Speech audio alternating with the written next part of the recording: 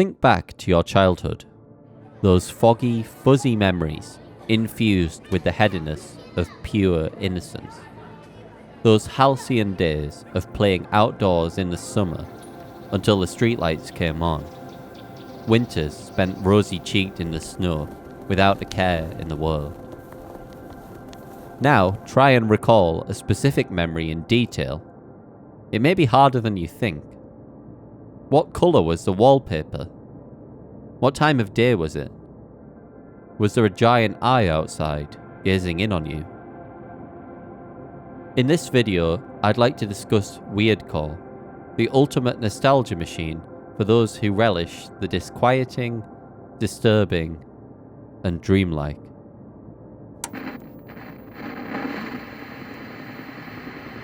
Before we get into the bulk of what I want to talk about, I'd like to take a moment to discuss some related aesthetics and their crossover with Weirdcore.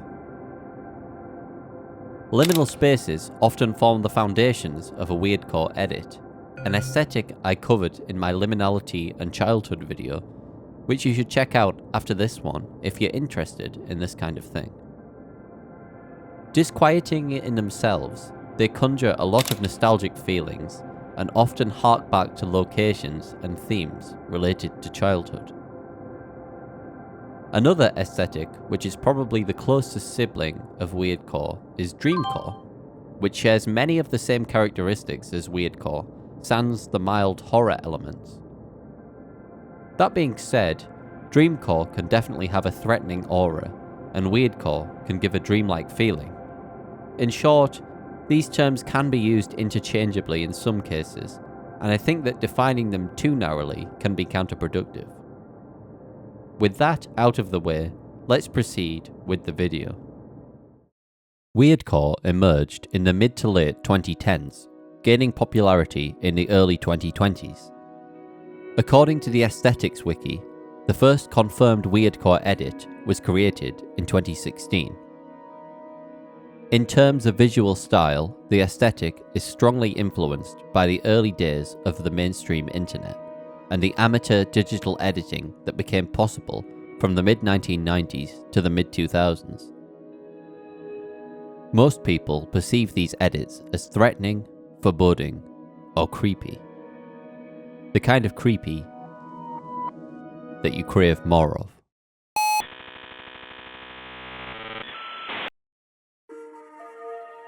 I remember my family changing from an analog to a digital camera in the mid-2000s, allowing me to suddenly edit images on the computer with goofy stickers and over-the-top word art text. Most editing programs at that time, especially ones that came free with cameras, were about fun and messing about with the images, which is a concept that Weirdcore takes and twists into something darker. Grainy or pixelated liminal spaces become canvases for disturbing figures, inexplicable weather phenomena, or nonsensical text. Weirdcore can certainly serve as a portal to this simpler time, both in terms of online culture and personal perception of the world. The inherent need to go back and revisit the past is something innate in most people. Perhaps these images help us to unlock something internally, or contextualize our childhoods through an imagined, dreamlike window. Of course, someone's response to a Weirdcore image is highly personal and subjective. An image that evokes fear for some may evoke calmness and peace for others. Despite their dark nature, Weirdcore images can be comforting or even wholesome to a degree. Some can be oddly reassuring or evoke nostalgia in a non-sinister way. We use our past experiences as a way of contextualizing the present, and the oddly familiar liminal backgrounds of these edits can provide a sense of comfort or even déjà vu for the viewer. The comforting familiarity of liminality, coupled with the childlike fantasy of the bizarre, is a powerful combination. Dreams are a big theme seen in Weirdcore, and I imagine the tendency to conflate dreams and reality during childhood is at least partly the reason. I personally have faulty memories that plague me as an adult from when I was a child. Did that day at the beach really happen? Or was it a dream that entrenched itself in my mind? The often inexplicable nature of Weirdcore really feeds on that sense of doubt and visually represents the way our memories can fill in blanks with unrelated material. Or sometimes, nothing at all.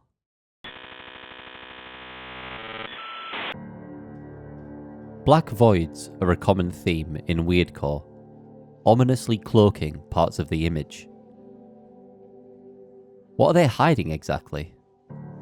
In my mind, they represent a detail in a dream or memory we'd rather forget. If you stared at them too long, perhaps the blockage would clear, and you'd be able to perceive the true horror that they are there to protect you from. Your memory is spotty for a reason. They're almost like a friend or family member covering your eyes to protect you from something you'd best not see. Another theme often found in Weirdcore is the presence of early 2000s glitter textures. If you were browsing the web any time before about 2008, you've definitely run into these GIFs and textures. They convey a kitsch, childlike innocence, which has now disappeared online, really adding credibility to the aesthetic of the image. Maybe this edit really did come from a personal blog in 2002. Rainbows and lens flares are also popular and add to this sense of innocence. Wonderfully impossible and surreal scenes, such as the walls falling away from the room to reveal outer space, or the presence of an impossible forest outside a normal-looking home, really play into the idea of magical and childlike thinking. The most effective edits are sometimes the simplest. A liminal space with a piece of text overlaid. Of course, the text must be in a garish colour and utilise a default web font from 20 years ago. These can often look like something you'd make for a class project on Microsoft Word, if the project was to terrify everyone else in the classroom.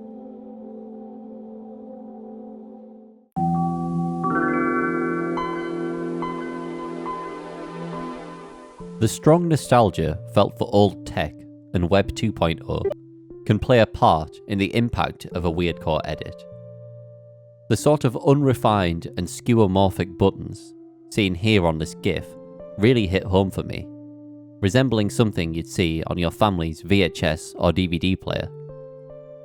The marbled texture adds a tactile element that you could almost touch.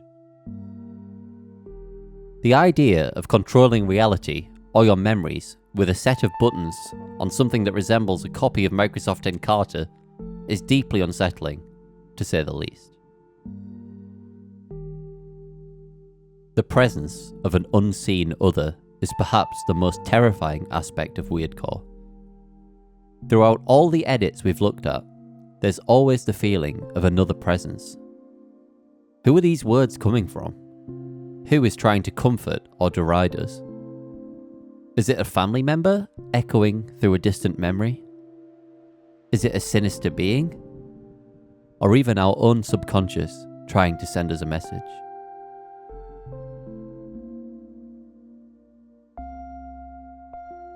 The simple beauty of Weirdcore is in the ambiguity and speculation thrust upon the observer. Humans have always been drawn to creating weird art, which is often as inexplicable as it is intriguing. Just look at the works of René Magritte, for example. He would refuse to explain his own creations and left them up to the audience to interpret.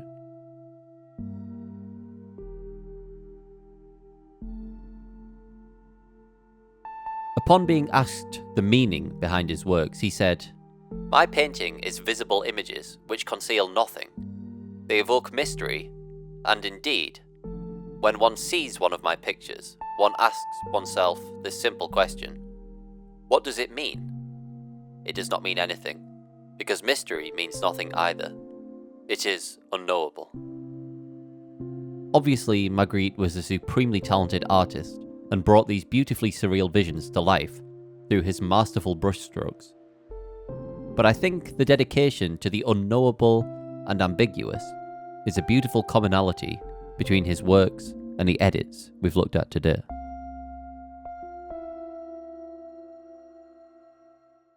In order to get a full sense of the Weirdcore mindset, I tried my hand at making some edits myself. I thought it would be a fun way to round off an otherwise dark video.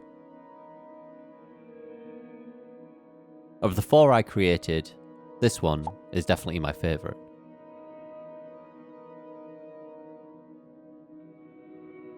Let me know your favourite Weirdcore edit and tell me your experience and perception of this niche aesthetic in the comments below.